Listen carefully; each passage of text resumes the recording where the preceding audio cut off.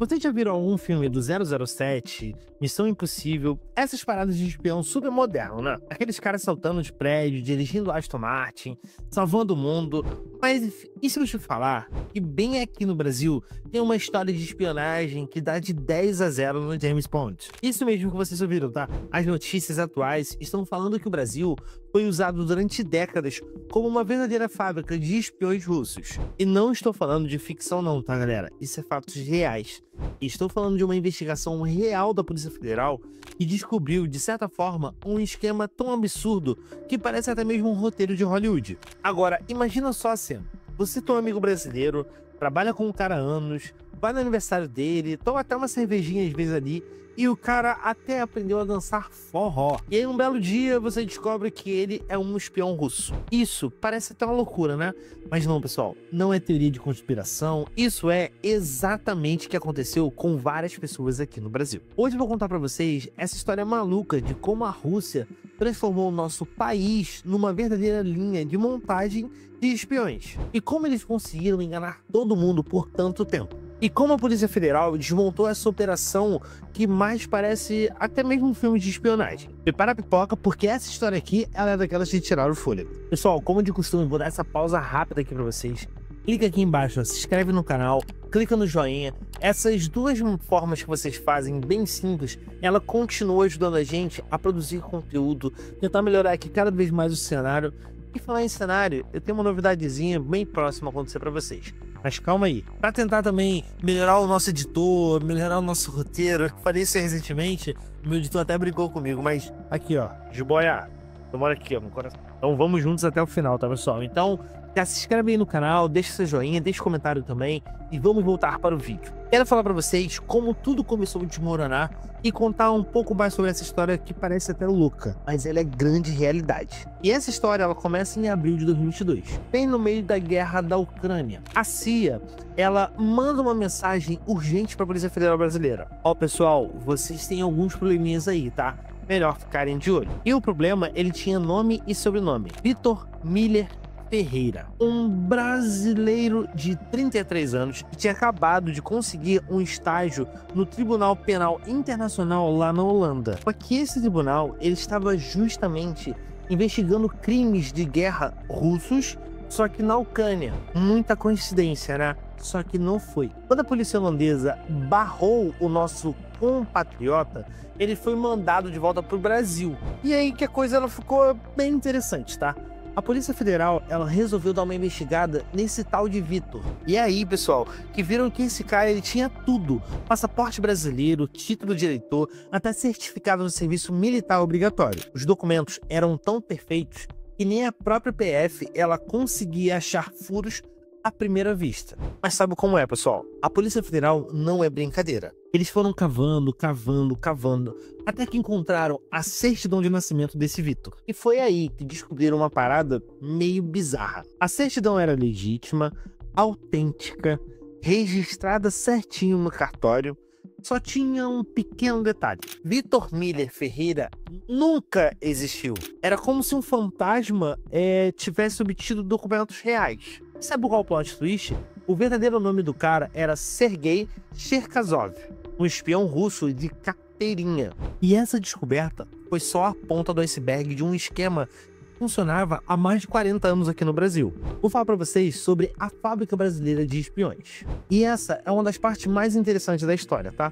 Como assim a Rússia ela conseguia transformar o Brasil numa fábrica de espiões? E por que teve tanta facilidade? Primeiro, eles descobriram que o nosso sistema de registro civil, ele tinha algumas, digamos, facilidades, talvez, principalmente nas áreas mais rurais, onde antigamente bastava os pais irem no cartório e declararem que tinham tido um filho ali, e não precisava nem de atestado médico e de nada. Os russos perceberam que podiam explorar essa brecha de um jeito bem genial. Eles pegavam o nome de pessoas que realmente existiram, tá? Mas que morreram muito novas, e especialmente bebês. E aí criavam certidões autênticas usando esses nomes. Mas cara, essa operação não era coisa de amador. Esses espiões chegavam aqui e literalmente construíam uma vida inteira. Eles abriam empresas de verdade, faziam amizades genuínas, alguns até namoravam próprios brasileiros ali, né? E obviamente eles aprendiam português fluente E um dos russos até fez aula de forró.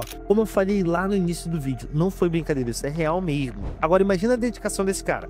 O cara sai da Sibéria lá, que é gelado pra caraca, vem pro Brasil aprender a rebolar no forró para não levantar nenhuma suspeita. Ah, não precisa ser nenhum espião para ser tão genial assim.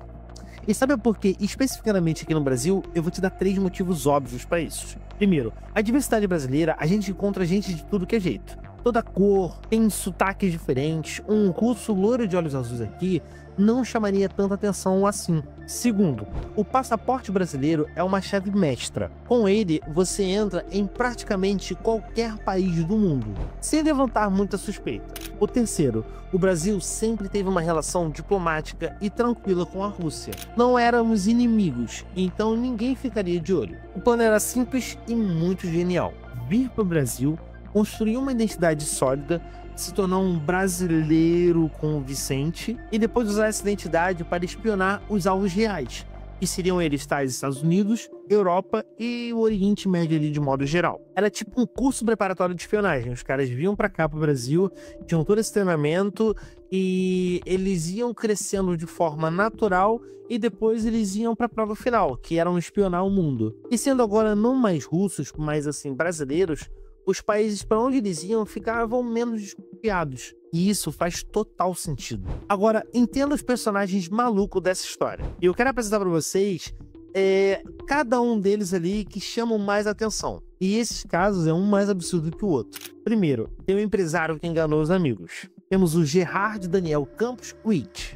Esse nome ele já soa meio estranho, mas pra galera que convivia com ele aqui no Rio, ele era só o Daniel, um empresário brasileiro de 34 anos, dono de uma empresa de impressão de 3D. O cara tinha empresa registrada, funcionários, clientes, tudo operando de forma correta. Ele até dividiu um apartamento de luxo em Botafogo com uma namorada brasileira. Agora vocês imaginam a cara da moça quando descobriu que estava namorando não só o Daniel, dono de uma empresa, e sim um espião russo. Os funcionários dele ficaram em choque total. Um deles deu até uma entrevista dizendo: a gente comemorou um aniversário junto, íamos para barzinho, a galera da empresa era toda ali muito próxima e muito amiga. Foi tudo muito tranquilo, nunca rolou nenhuma desconfiança. Em dezembro de 2022, o Daniel falou que ia viajar para Malásia por um mês. Só que ele nunca mais voltou.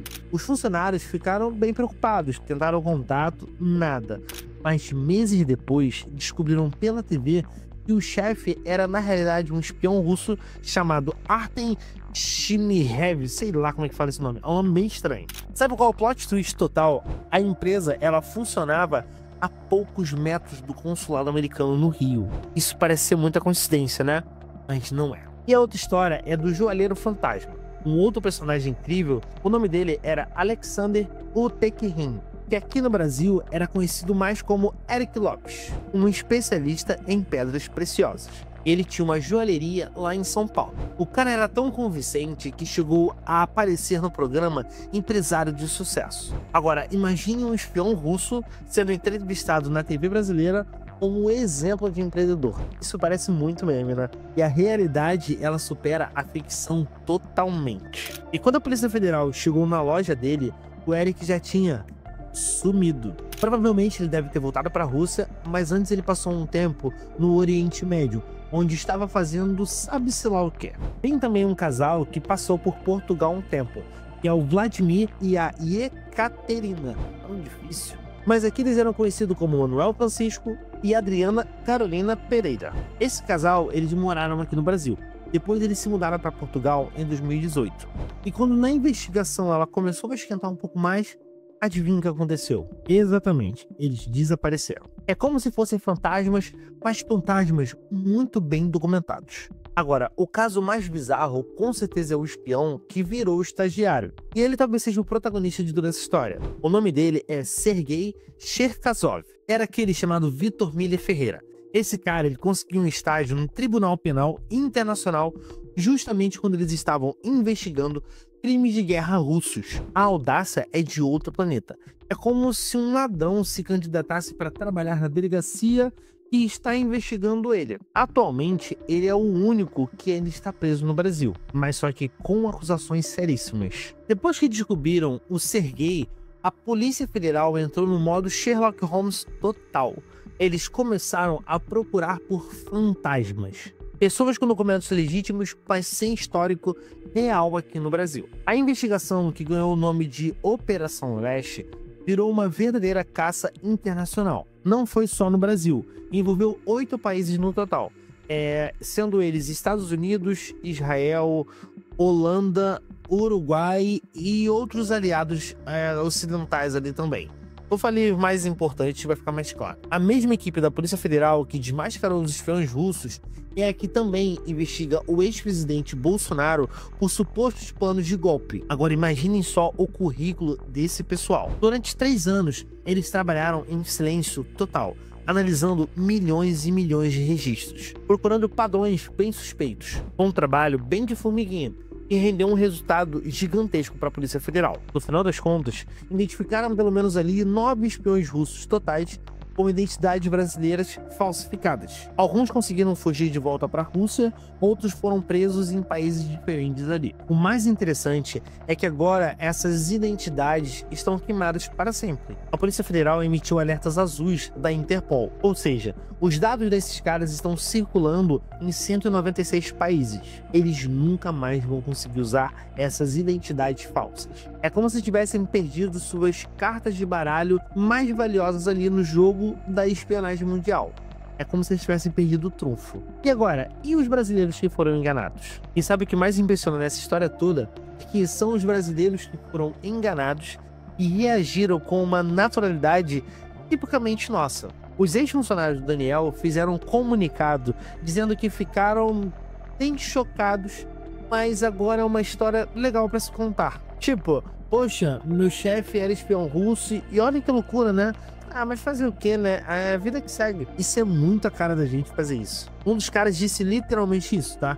É uma história de filme. Os Amigos do Espião. Eles já estão até vendo potencial para isso se tornar filme da Netflix. Outro brasileiro que foi usado no esquema, ele foi um dono de agência de turismo que enviava dinheiro para os espiões sem saber. Disse que no início achou que era só amizade. Só que quando ele percebeu que as transferências viraram rotina, ele começou a desconfiar. Mas mesmo assim, a reação dele foi bem brasileira. É meio assim, né? Mas fazer o quê? Pessoal, essa história ela é tão absurda que se ela fosse um filme, todo mundo ia falar que é exagerado demais para ser real. Mas aconteceu aqui, bem debaixo do nosso nariz. E o pior, que isso durou durante, décadas, mais de 40 anos. Imaginem só, enquanto a gente estava vivendo nossa vida normal, tinha gente da Rússia vindo pro Brasil, aprendendo a fazer caipirinha, dançando forró, torcendo pro Brasil na Copa, e tudo isso para construir uma identidade sólida, porém falsa. E depois sair por aí espionando o mundo afora. E o mais incrível é que isso deu certo por muito tempo. Se não fosse pela guerra da Ucrânia e a intensificação da vigilância sobre os espiões russos, quem sabe ali quantos brasileiros estariam ainda por aí fazendo espionagem em meio ao mundo. Agora, da próxima vez que vocês conhecerem alguém novo que fala português meio enrolado e não gosta de tirar foto, isso pode ter uma dúvida, tá? Pode talvez não ser só timidez, ou talvez pode ser um próprio espião russo. Não, brincadeira, galera. Pelo amor de Deus, não caiam nessa paranoia aí de sair julgando e... Mas que pode acontecer? Pode. E vocês? O que acharam dessa história toda? Conhece alguém meio suspeito por aí? Já manda esse vídeo pra ele aí, marca ele nos comentários, que é importante também. E comente aqui embaixo as teorias das conspirações que vocês já ouviram falar também. E não esqueçam de curtir o vídeo, se inscrever no canal e ativar o sininho para não perder as próximas histórias malucas que eu vou trazer para vocês também. Pessoal, muito obrigado. Beijo no coração de vocês. Fui.